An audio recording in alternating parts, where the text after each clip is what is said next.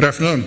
I'm Chris Terajewicz. I'm with Plasco Energy Group. We're an innovative waste conversion technology company headquartered in Ottawa, Canada, which is the capital of the city of Canada. My responsibilities at Plasco include engineering, R&D, plant operations, IT, IS, and environmental health and safety. I'd like to thank Aviva Systems, Bill Muldoon, for the invitation to come down here, as well as ARC and Peter Reynolds for the opportunity to speak about our technology today. Over the past decade or so, our company has developed and demonstrated at a commercial scale a proprietary plasma arc system for converting municipal solid waste into syngas and ultimately energy, into clean renewable energy. We do this by creating a syngas which is mostly carbon monoxide and hydrogen. Nitrogen comes along for the ride. We use a pyrolysis process as a first stage, but then we use plasma arc technology to refine our gas. We produce a gas consistent enough so that we can, of a quality high enough so we can use it to utilize in internal combustion engines. So it's good enough quality so we can reliably run engines with it. That gives us an efficiency advantage over traditional methodologies because we don't have conversion loss. If we otherwise would have to burn this in a boiler or do something else with it, we'd be less efficient. So that's a competitive advantage. And of course, we're working with municipal solid waste, which by definition has a lot of variability to it from pile to pile and such. We're embarking this year on a first commercial project up in Ottawa, so I'd like to describe that a little bit. But I'd also like to talk about the risk management in terms of technology development, construction and commercial deployment, as well as the operational risks. First, a little bit about our company. We deal with post-recycled waste, which is important to us. Post-recycled waste enables us to go into communities such as Ottawa and encourage them to continue to use their recycling programs. Ottawa is particularly a very environmentally sensitive city in terms of awareness, and their recycling program is about 45% effective. That means that everything that they want to recycle, plastics, bottles, and organics, they're up to 45%, which is high by any standards. We don't want to go in there and interfere with that, so post-recycled waste is a very important attribute for us. Our company has about 17 patent families of IP. And that means that we have patents over the overall process, the Plasco conversion system as we call it. We have patent families around our control system architecture. We have patent families against specific or on specific components such as our bottom grate. Our bottom grate is something we had to develop because we couldn't find anything out there in the industry that would take about 800 degrees C and the corrosive atmosphere generated by the MSW as it's converting, and also the abrasiveness. So we spent years developing that and building that, and of course we have to protect it. We have 150 employees in Ottawa, and we're growing. We'll probably, by the end of this year, have 200 employees, and up from there. So that's a challenge in itself. It has opportunities, but we have to go through some of these so-called growth pains and have the systems and processes to manage and train people. Our company has been founded, our first pilot plant was actually funded by SDTC, which is the Sustainable Development Corporation Canada. And so we had initial seed money, about $9 million worth of grants years ago, but since then it's all based on private capital. We've raised $340 million of capital since 2005. Since 2010, $250 million has been invested by Soros funds and Ares Fund Management. And we also have Canadian investors, Westface Capital and some others. We've developed the technology already, and I think we're in a good position now to embark on commercial deployment. So we have funding to get us from our pre-revenue stage into a post-revenue company. This is a picture of a demonstration plant. I'd like to go through it just a little bit. The significance of this plant right now, this is up and operating. This was actually started to be built in 2007. We call this our trail road demonstration plant. It's an at-scale demonstration plant now. so that although we had earlier pilot plants, this particular, my laser here, this section here, it's the core of our system. This is a module that'll process 135 tons per day of municipal solid waste. So this started construction in a previous rendition in about 2007. We tested a previous version of this until 2010. We met all of the environmental tests that were outlined by the Ministry of Environment in Ontario, which are very stringent tests, so we did independent analysis and they issued a clean bill of health. Based on the lessons learned from 2007 to 2010, we then additionally, we had already designed this this section here. We call this ICARS. It's Integrated Conversion and Refining System. And what this does, it takes about 4 different unit operations that we had previously and combines them into one, makes it more efficient and less transportation of various components.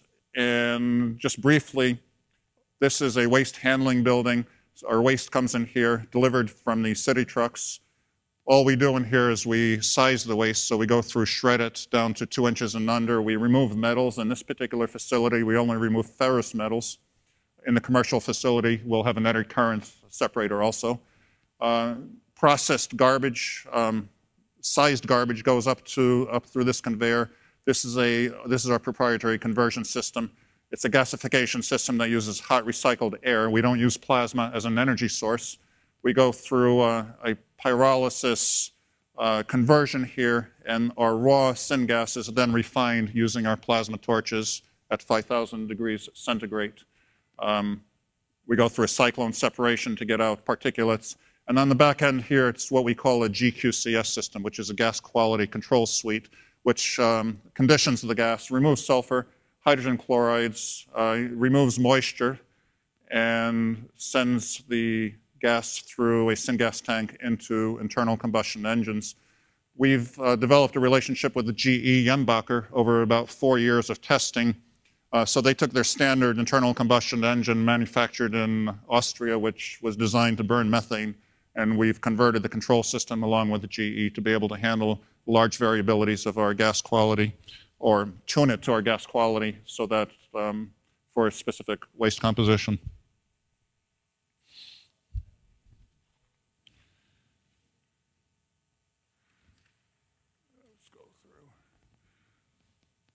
We convert, when you look at what the problem we're trying to solve the landfill problem and we're trying to solve an incineration problem. Both those technologies are the only ones available in any industrial country to get rid of waste, municipal waste. Both those technologies have significant environmental issues associated with them. What we do is we solve that problem by converting 95% of what comes in into useful product. So when you take a metric ton of waste, we'll have recovered metals to the tune of about 15 to 30 pounds, both ferrous and non-ferrous. We send those out to the scrapyard. We produce green energy, so this is the core of the system. So for every metric ton of waste, we'll produce 1.3 megawatt hours gross of electricity. On a net basis, that becomes 0.9 megawatt hours. So everything else, the 0.4 megawatt hours, is used for internal loads, for pumps, blowers, and the plasma torches. We're a net water generator. When you look at North American waste, it contains about 35 to 45% moisture, pretty much. I mean, we'll go in and do the waste analysis, whatever community we go in, but that's about the norm for North America. We've intentionally designed our systems to be, we're a green energy company, we want to be sustainable. We don't want to go into communities and say we have to start drawing water and start drawing wells, so we're using dry cooling technology, which would be a main use of water.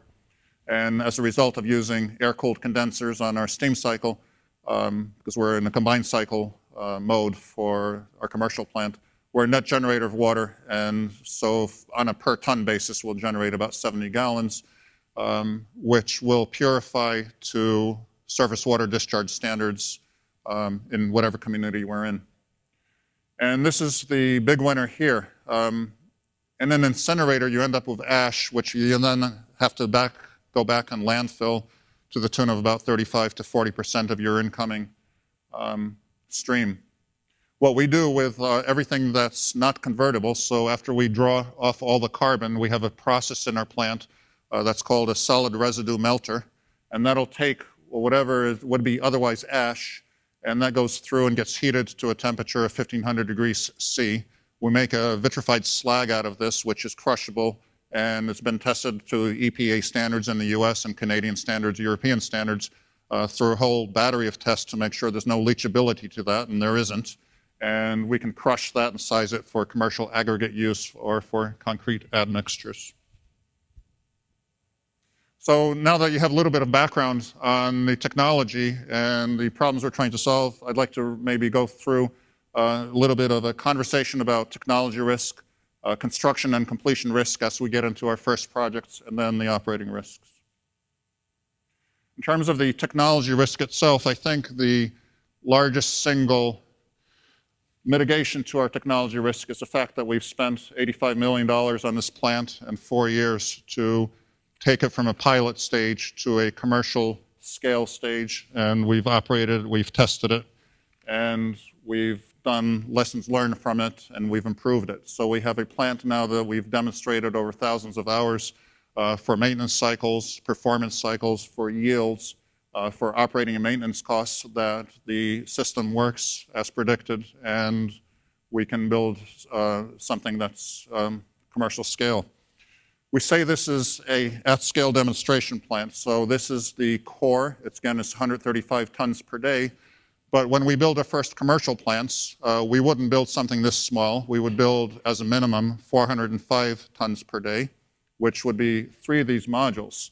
So we don't have scale-up risks in terms of scaling the technology, but what we're doing is we're basically multiplying the units that we'll install. So the risk really, which is, I don't really consider a technical risk at all, but it's really engineering to make sure you have the systems to support 3-unit operations. And of course, we'd have more engines and larger engines.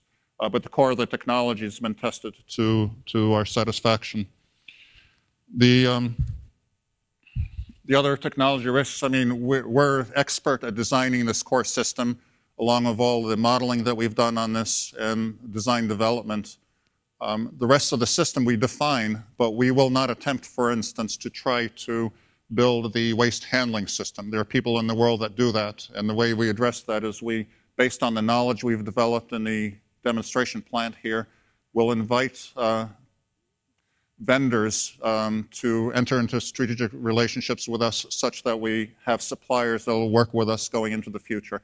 So for instance, on the MSW handling system, which does the shredding and the separation of the metals and the conditioning, we'll work with a company such as Vecoplan out of Germany that does this for a living, and they do it every day. So we'll just specify the inlet conditions of the MSW and the outlet conditions. Similarly, when you get into the GQCS system here, gas quality control suite, we define the inlet gas conditions and the outlet gas conditions. We'll do that on a turnkey basis and buy that. And we'll work with these vendors and suppliers for a long-term strategic relationship out into the future so we can build multiple plants with the same equipment so we can minimize changes as we go forward. And of course, we've developed our relationship with General Electric over a number of years, and we have a framework agreement with them that extends out a number of years. The other technology risk I'd like to talk about, really, it's the fact that we've invested $85 million into this demonstration plant and countless years in developing this. So it's really the risk of holding on to our technology, although we have patents around it. Not every place in the world necessarily respects patent law. So we hold on, for instance, when we design our control system and we program the programmable logic controllers, we do that in-house. We design the control system architecture in-house. We don't farm that out.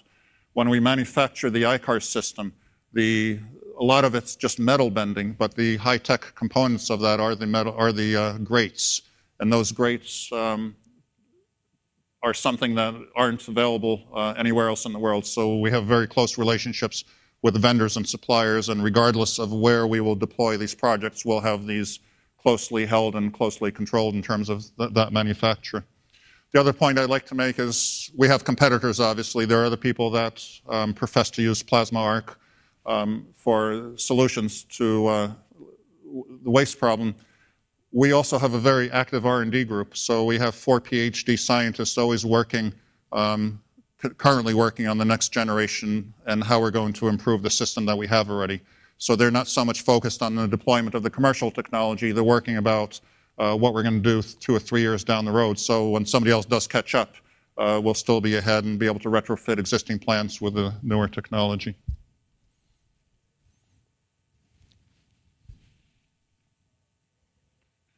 In terms of construction risk, one of the things that we're doing is really designing everything in repeatable modules. So when we get to construction, we don't so much want to have stick-built construction. We want to develop off-site modules, pre-build everything in shippable sizes, such that we do assembly rather than construction in the field. This will increase our quality and give certainty to the schedule and lower our costs. We've decided on, as an organization, to use an AVEVA PDMS system, which we do 3D modeling on everything that we do. And that confers a number of advantages to us in terms of design, constructability, safety, maintenance, operability, and an information database.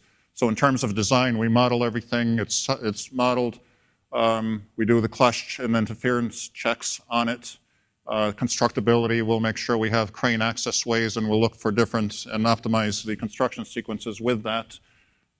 For safety, of course, we do our process PHAs.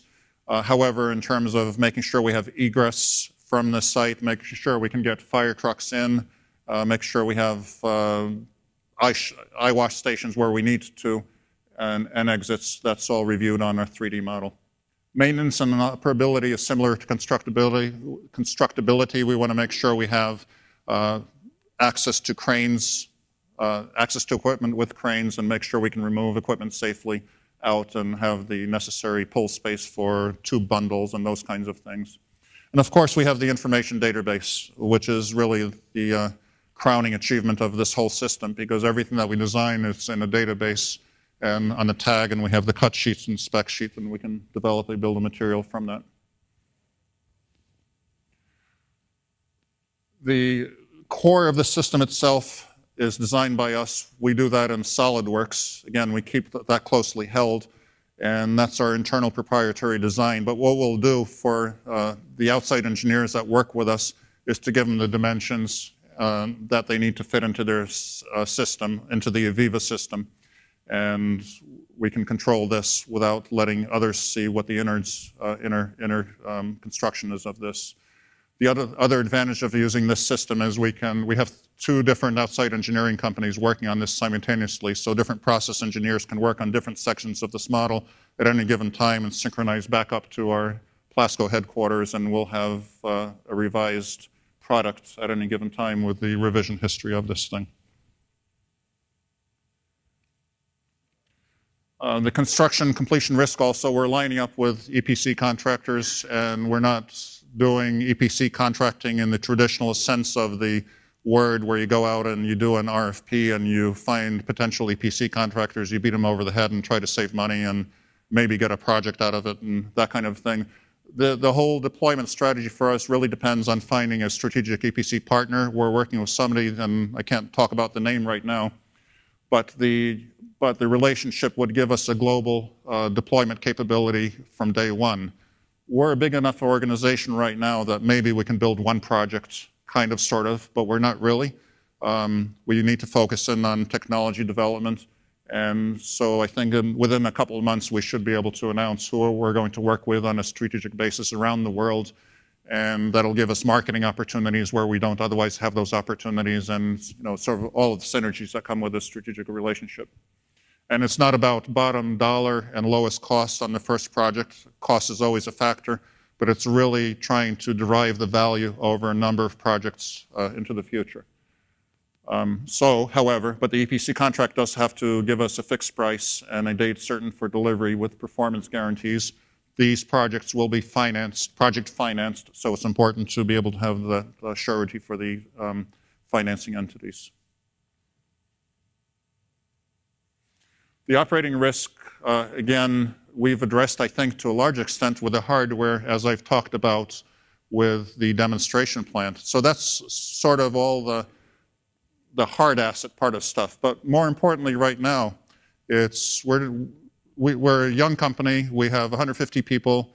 If you walk into our company, or if you walked in to Plasco a year ago And if we got somebody from ExxonMobil or from Marathon, the first thing they would ask us is, where are your operating procedures, where are your systems, where are your management systems? And we're going to tell them we ain't got. So we didn't, and we don't have anything. We're developing that. We have to develop everything from the ground up. But what we do have is people.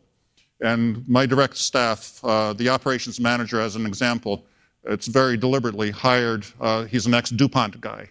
My EHS guy comes and has a very solid background in EHS. The engineering guys come from large companies. So we try to get the senior cadre of management for all the functional heads that we have, people that have experience and people that know where we need to get to, and with a little bit of outside help, we know the systems we need to develop. So for instance, at Trail Road, at the demonstration plant, I think we have a very robust health and safety program, but it's not a health and safety management system yet. But that's something we're working on to make sure we have in place, and we have a roadmap to get there by the time our first commercial plant gets to where it needs to be. And I just skipped something here. Okay. So it's really the technical risks, they're the hardware risk, but the more difficult ones really is to make sure we develop operating procedures, standard operating practices, training programs, alignment with the local community college to make sure that they can certify our operations people.